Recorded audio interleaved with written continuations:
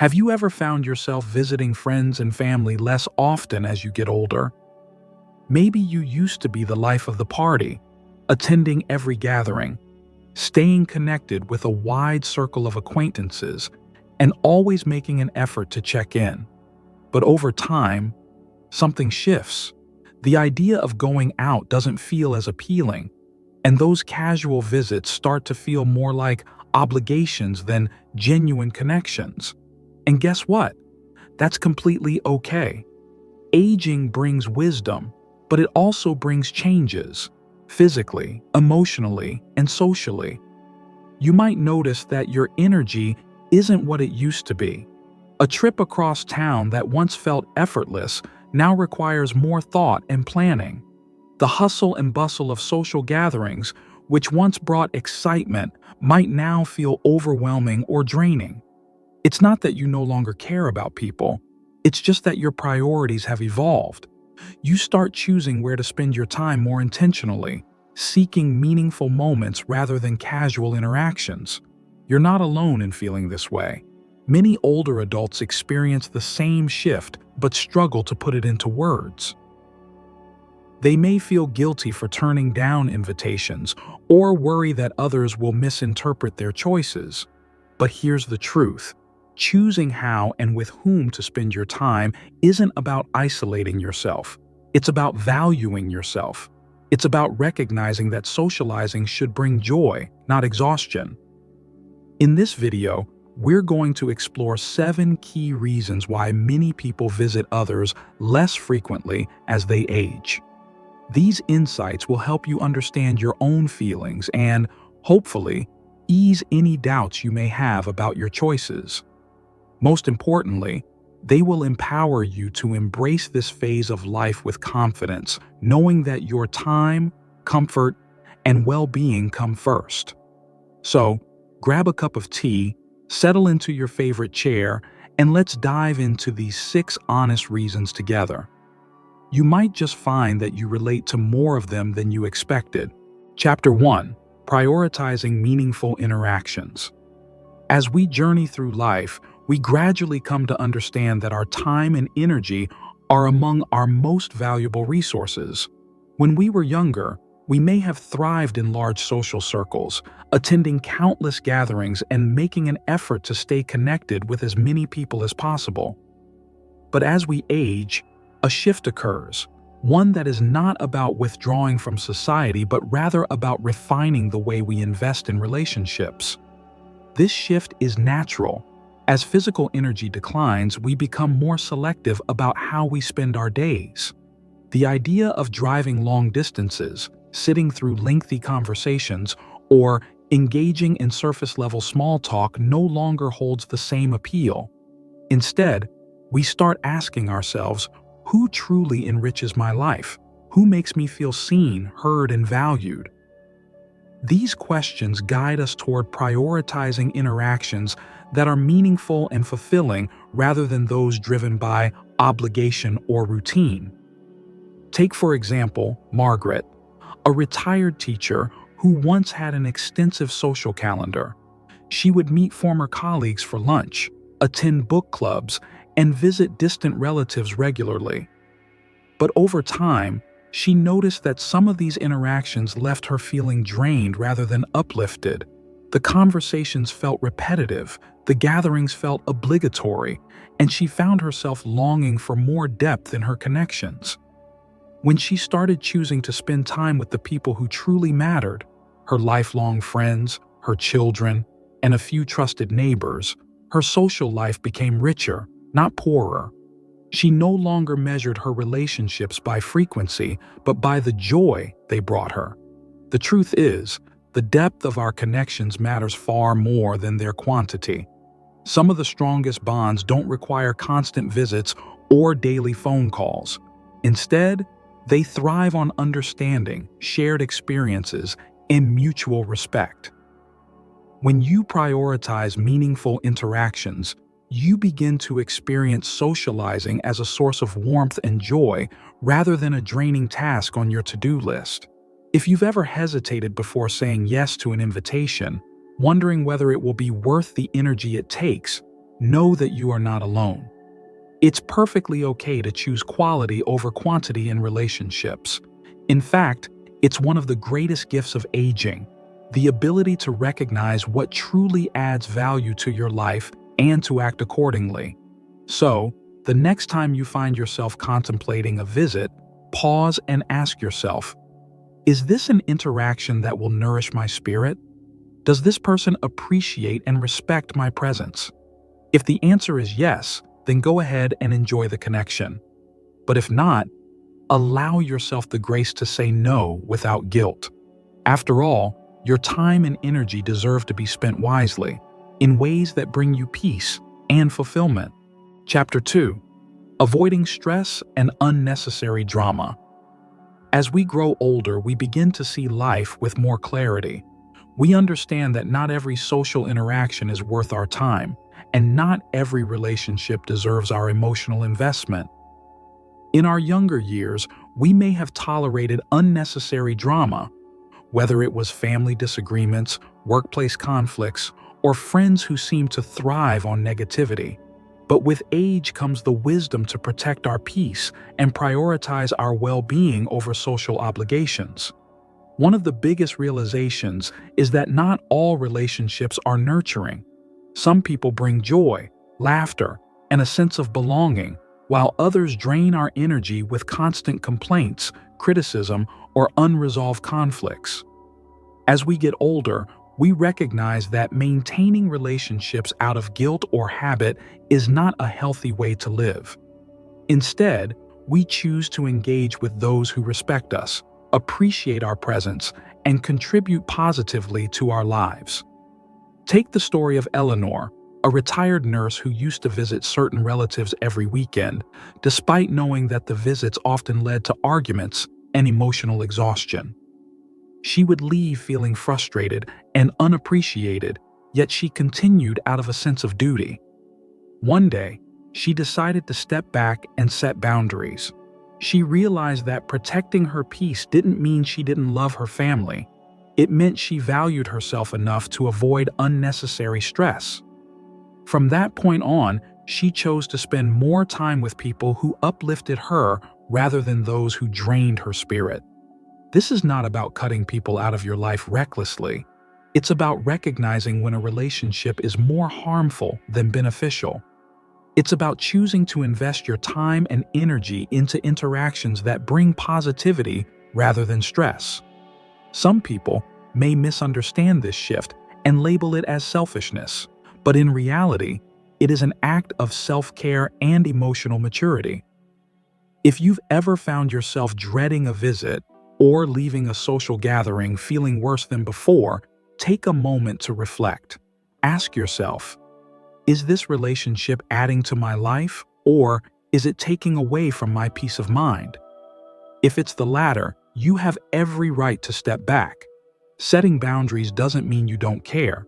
It means you care enough about yourself to protect your emotional well-being. With age comes the freedom to choose happiness over obligation.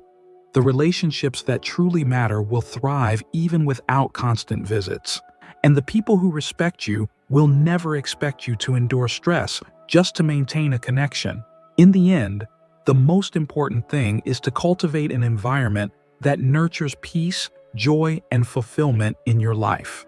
Chapter 3. Finding comfort in familiar spaces. As we age, the concept of home takes on a deeper significance. It's no longer just the place where we sleep or store our belongings. It becomes a sanctuary, a space carefully crafted over the years to reflect who we are and what brings us peace. The thought of leaving this comfort, even for a short visit, can sometimes feel more like a disruption than an enjoyable outing. In our younger years, there was always an urge to be out and about, attending social gatherings, visiting friends, exploring new places. But over time, the allure of external stimulation fades, and we begin to appreciate the simple joys of being in a space that feels entirely our own. The chair that supports us just right, the familiar scent of home, the quiet of the afternoon where we can sit with our thoughts. These small things provide a deep sense of contentment that few external experiences can match. Take Henry, for example. He used to be the type of person who never missed a family gathering or an opportunity to catch up with old friends. But as he got older, he found that after these visits, he often felt physically exhausted and mentally drained. He realized that the effort of getting dressed up, making small talk, and adjusting to someone else's schedule left him feeling depleted rather than fulfilled. So, he started inviting people over instead, on his own terms, in his own space. This small change allowed him to maintain his social connections without sacrificing his comfort and well-being. It's not about avoiding people, it's about recognizing that our energy is finite and choosing how we use it wisely. Some social environments can feel overwhelming or even unwelcoming as we get older. Perhaps the noise level is too high, the chairs are too stiff, or the atmosphere doesn't feel as relaxing as home. These are not trivial concerns. They are legitimate reasons to prefer staying in familiar surroundings where we can fully relax and be ourselves. This doesn't mean we stop seeing people altogether. It just means that when we do, we choose the setting that allows us to enjoy the experience fully. Some might prefer a cozy afternoon tea at home with a close friend, rather than an exhausting trip to a crowded restaurant. Others might find joy in phone calls or video chats, where they can connect without the physical strain of travel. The beauty of aging is that we no longer feel the need to prove ourselves by constantly being on the go. Instead, we recognize the importance of balance, of knowing when to step out and when to embrace the comfort of our own space. Choosing to stay home more often isn't about isolation. It's about honoring the life we've built and appreciating the peace we've earned. Chapter 4. Choosing depth over breadth in relationships. As we grow older, our perspective on relationships shifts dramatically. In our younger years, socializing often felt like a numbers game. The more friends we had, the busier our calendar was, the more connected we believed ourselves to be. But as life moves forward, we come to understand that true fulfillment doesn't come from the sheer number of relationships, but from their depth and quality. We begin to realize that not every acquaintance needs to become a lifelong connection. Some relationships, though pleasant, remain on the surface, while others grow into something meaningful and lasting. As we age, we naturally become more discerning about whom we invest our time and emotional energy in. This isn't about cutting people off. It's about prioritizing the relationships that bring us joy, comfort, and a genuine sense of belonging. Take Joan, for example. In her 40s and 50s, she prided herself on maintaining a large social circle, keeping up with every friend and colleague she had met over the years. She attended countless social events, exchanged holiday cards with dozens of people, and made an effort to keep in touch with everyone. But as she entered her 70s, she found that these surface-level interactions felt less fulfilling. She no longer had the energy to keep up with acquaintances who never truly made an effort in return. Instead, she chose to focus on a smaller, more meaningful circle of friends. The ones she could be completely herself around, the ones who checked in on her not out of obligation, but out of genuine care. This realization, that depth matters more than breadth, brings a sense of relief. No longer do we feel pressured to maintain connections out of habit or social expectations. Instead, we invest in relationships that feel mutual, effortless, and nourishing. The best friendships aren't the ones where you constantly have to prove your presence. They're the ones where you can go weeks or months without speaking and still pick up right where you left off. Some may worry that focusing on fewer relationships means they are withdrawing from social life. But in reality, it's quite the opposite. When you shift your energy from maintaining a wide net of acquaintances to cultivating a few deep, meaningful bonds, socializing becomes more rewarding and less exhausting. You feel lighter, freer, and more in control of your own time and emotional well-being. So if you find yourself naturally gravitating toward a smaller circle of close relationships, embrace it. It's not a sign of loneliness, it's a sign of wisdom.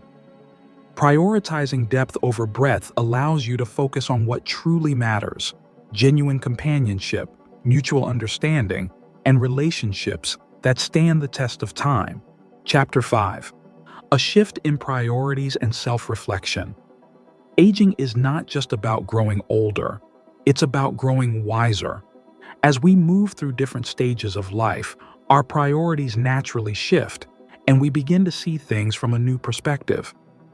What once felt essential, staying socially active, keeping up with every friend, attending every event, starts to lose its urgency. Instead, we begin to focus on what truly brings us peace, fulfillment, and a sense of purpose. This shift doesn't happen overnight. It comes from years of experience, from learning what drains us and what nourishes us, and from realizing that our time is precious. We no longer feel the need to say yes to every invitation, to meet societal expectations of being constantly engaged, or to maintain relationships that no longer add value to our lives. Instead, we choose to spend our time more intentionally, dedicating it to the things and people that genuinely matter. Consider Robert, a retired businessman who spent most of his life networking and building professional connections. His schedule was always packed, and his social calendar was never empty. But as he aged, he realized that many of these connections were transactional, built on convenience rather than genuine friendship. He started focusing on the relationships that brought him real joy: his family, a few close friends, and activities that truly enriched his life. This decision wasn't about retreating from the world, it was about redefining what truly mattered to him. Self-reflection plays a huge role in this process. As we age, we start to ask deeper questions. What makes me happy? What do I truly enjoy? Who do I want to spend my time with? These are not selfish questions. They are necessary ones. Answering them honestly allows us to shape our lives in a way that brings us more peace and contentment.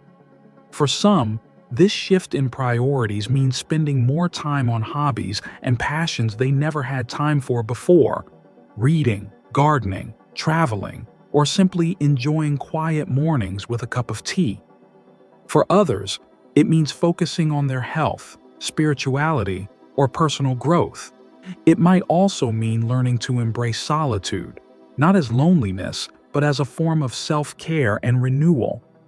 This change in perspective often brings a newfound sense of freedom. No longer do we feel pressured to conform to external expectations. Instead, we make choices based on what feels right for us. We recognize that life is too short to spend on things that don't bring us true joy. So, if you find yourself prioritizing peace over obligation, reflection over routine, and quality over quantity, embrace it. This is the beauty of growing older: the ability to live life on your own terms, with wisdom, grace, and the understanding that your time is your most valuable asset. Chapter 6. Realizing true friendships don't require constant visits. One of the most liberating realizations of aging is understanding that true friendships don't depend on frequent visits. In our younger years, there was often an unspoken expectation that to maintain a friendship, we had to check in regularly, meet up often, and be constantly present in each other's lives. But as life progresses, we come to appreciate that real connections transcend physical presence. They are built on mutual understanding, trust, and genuine care. Think about the friendships that have lasted throughout the years. Chances are they are not the ones defined by how often you meet, but rather by how meaningful your interactions are when you do connect. A true friend doesn't require constant reassurance. They understand that life has its ebbs and flows. Whether you see each other every week, every few months, or even just once a year, the bond remains strong because it is rooted in something deeper than routine visits. Consider Linda and Grace, two childhood friends who used to see each other daily when they were younger. As life unfolded, their paths diverged. One moved to a different city, the other focused on raising a family. They no longer saw each other as often, but whenever they spoke, it was as if no time had passed. There was no resentment, no guilt, only warmth and the joy of reconnecting. Their friendship wasn't dependent on frequency. It was built on a foundation of mutual respect and love. The reality is that, as we age, our schedules, responsibilities, and energy levels change. What once seemed effortless, meeting up for coffee, dropping by unannounced, or attending every social gathering, now requires more thought and effort, and that's okay. True friends recognize and respect these changes. They don't make you feel guilty for not visiting often. Instead, they value the moments you do share and appreciate the relationship for what it truly is. This realization brings a sense of peace. It allows you to let go of the pressure to keep up and instead focus on nurturing friendships in a way that feels natural and fulfilling. Whether that means an occasional phone call, a heartfelt letter, or simply knowing that the other person is there when you need them, these are the markers of a friendship that stands the test of time. So, if you ever feel guilty about not visiting someone as often as you used to, remind yourself that true friendship isn't measured in visits. It's measured in understanding, kindness, and the ability to pick up right where you left off, no matter how much time has passed. The people who truly matter will always be there, whether you see them every day or only once in a while, and that is a beautiful thing. Chapter 7. Embracing the freedom to choose how you socialize. One of the most empowering aspects of aging is the realization that you have the freedom to choose how you socialize. No longer bound by expectations or social pressures, you gain the ability to shape your interactions in ways that align with your personal needs, comfort, and happiness. This is not about withdrawing from life. It's about engaging with it on your own terms. For many, this means shifting away from obligatory socializing and embracing a lifestyle that prioritizes fulfillment and authenticity. Gone are the days of attending gatherings just because you feel you should. Instead, you become intentional about your social connections, ensuring that every visit, conversation, or get-together adds value to your life rather than depleting your energy. Consider Charles, a retired engineer who once felt guilty for declining invitations to large family reunions. He had always been the one to organize and attend every event, believing it was his responsibility to keep everyone connected. However, as he aged, he realized that these large gatherings left him feeling overwhelmed rather than rejuvenated. So, he made a choice. Rather than attending out of obligation, he focused on smaller, more intimate meetups with family members who truly valued his presence. This shift not only improved his emotional well-being, but also deepened the quality of his relationships. This freedom to choose extends beyond just whom we spend time with. It also applies to how we interact. Some may find comfort in inviting people into their homes rather than going out. Others may prefer phone calls, video chats, or even writing letters as a way of staying connected. The key is understanding that there is no single right way to maintain relationships. The best way is the one that works for you. Another important realization is that solitude does not equate to loneliness. There is immense joy in learning to appreciate your own company, engaging in hobbies, or simply enjoying the peace of a quiet afternoon. Socializing is valuable, but so is the ability to find contentment within yourself. Many older adults find that as they become more selective about social engagements, they also develop a greater sense of inner peace and fulfillment. At this stage in life, every decision you make should serve your well-being. Whether that means fewer visits, deeper conversations, or more time spent in solitude, embracing the freedom to choose how you socialize allows you to craft a life that feels meaningful, balanced, and entirely your own. As we come to the end of this discussion, let's take a moment to reflect on the key lessons we've explored. Aging brings a natural shift in how we socialize, not because we care less, but because we care more about meaningful interactions, our own well-being, and the quality of our relationships. Prioritizing time and energy, avoiding unnecessary stress, embracing the comfort of home, deepening connections over broadening them, redefining priorities, and recognizing that true friendships don't rely on constant visits are all part of this journey. Each of the individuals we discussed, Margaret, Eleanor, Henry, Joan, Robert, Linda, and Charles, came to understand that life becomes richer when we choose relationships and social interactions that align with our evolving needs. Their stories remind us that change is not something to fear, but something to embrace. Just like them, you have the power to shape your social life in a way that brings you joy and fulfillment. If you've been struggling with feelings of guilt or doubt about visiting people less often, know that you are not alone. This is a common experience, and it is okay to make choices that protect your peace. Every stage of life comes with new priorities, and honoring those changes is an important act of self-care. Now, we encourage you to take action. Think about what truly makes you happy and adjust your social life accordingly. Strengthen the relationships that bring you joy and let go of the guilt of maintaining ones that don't. If this message resonated with you, share it with a friend who might need this reassurance as well. We'd love to hear your thoughts. What part of this discussion spoke to you the most? Leave a comment below and let us know.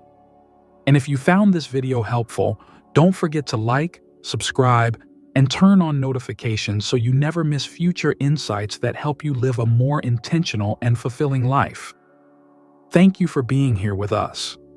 Remember, aging is not about losing, it's about refining.